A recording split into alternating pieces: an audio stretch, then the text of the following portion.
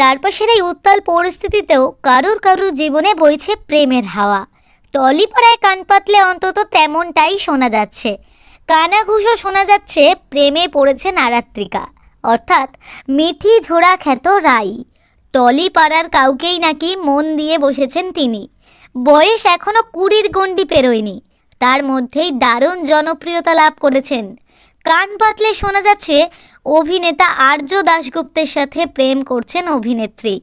আর্য টলিপাড়ার অতি জনপ্রিয় মুখ। সোশ্যাল মিডিয়ায় চোখ রাখলেই আজকাল প্রায় তাদের দুজনের নাচের রিল সামনে আসছে। আরাত্রিকা কিছুদিন আগে একটা নাচের রিল পোস্ট করে, সাথে 3টি ইমোজি। সেখানে আর্য কমেন্ট করে লেখেন, আমার ডান্স পার্টনার বড্ড কম্পিটিটিভ।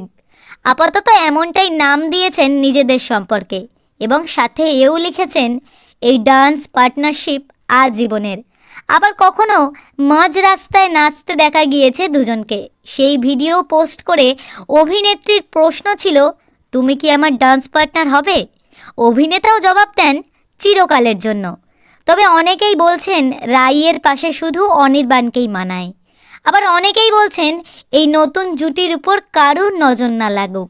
কেউ লিখেছেন, তোমরা কি প্রেম করছো? তবে অনুরাগীদের প্রশ্নে চুপ থেকেছেন অভিনেত্রী। তবে ঘনিষ্ঠ মহলের অনেকের দাবি, আপাতত আর্যর প্রেমে ডুব দিয়েছেন অভিনেত্রী।